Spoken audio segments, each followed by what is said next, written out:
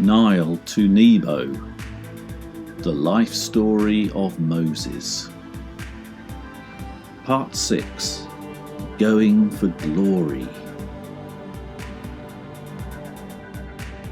Moses did look odd. No wonder the people were frightened and ran away from him. Moses had just returned from a long spell up the special mountain, and when he approached the people, it wasn't the 2 stone slabs he was carrying that captured their attention. It was his face.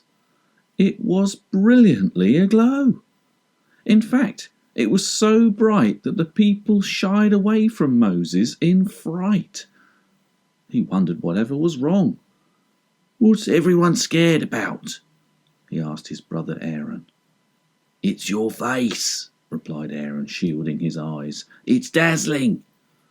"Oh, I know why that is," said Moses, who went on to explain that while he was up in the mountain, he had told God how burdened he was by the responsibility of leading the people.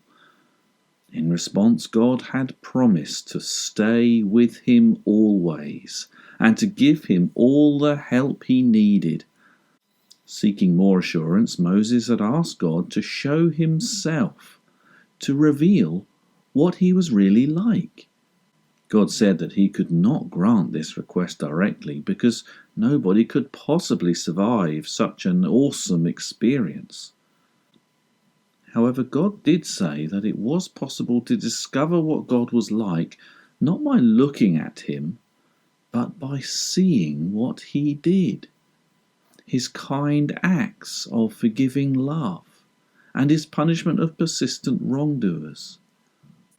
"But I will give you just a partial glimpse of my glory," God told Moses.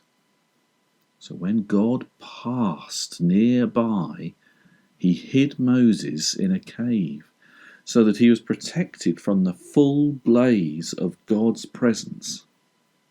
Even so, the result was that Moses' face glowed to such an extent that whenever he met with the people, he had to cover it with a veil.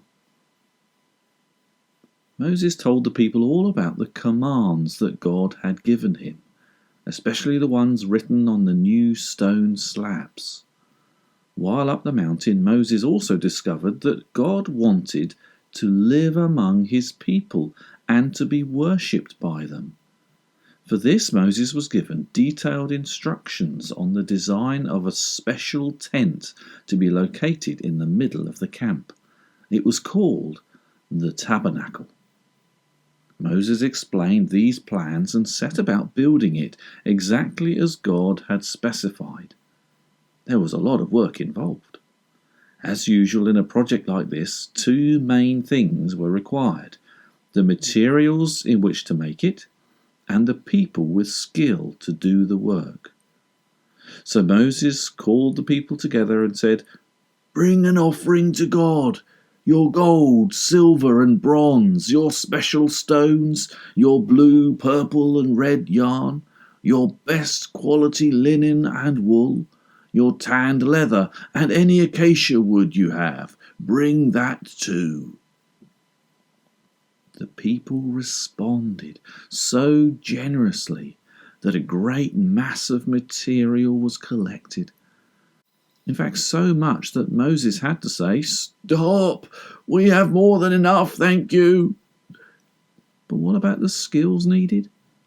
Moses appointed 2 highly qualified men: Bezalel, a stonemason, metal worker and carpenter, and Oliab, a fabric specialist. These men were appointed to take charge and to train volunteers in design techniques, woodworking skills, stone masonry, metalworking, weaving and embroidery. Eventually, all the component parts of the special structure were completed and ready for the construction phase. The special tent and its surroundings gradually took shape as the people worked hard with great skill and enthusiasm. The main structures were erected, the fittings were installed, the furniture, the appliances and utensils were all set in place. Glittering gold was predominant inside the tent, and outside silver and bronze and the white and multicoloured fabrics made it all a spectacular sight. In addition, colourful garments were made for the priests to wear when on duty. As the project neared completion, Moses hung a colourful curtain inside the special tent to separate it into two parts. After that, Moses never ventured beyond that curtain, because it was there that God came to dwell. It became radiant with God's glory. It was the most holy place.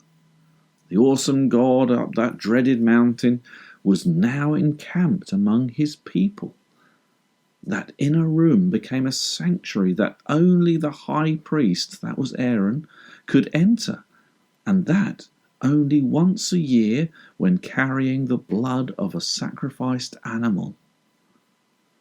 The presence of God was indicated by a column of cloud above the special tent.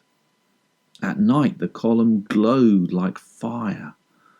Whenever the column lifted away from the special tent, the people knew that it was time to pack up and move on. Sometimes it was only after a few hours before God told his people to set out again. At other times it was months or even a year before they received the Lord's command to head off somewhere else. Nobody knew what the next day would bring, but they trusted God and endeavoured to follow his instructions.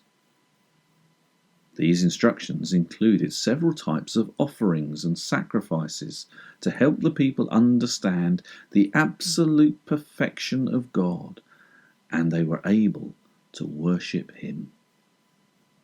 So the time came for the people to leave the special mountain behind and move to another desert area. And what will happen there? We'll discover that next time in our last chapter of the Moses story.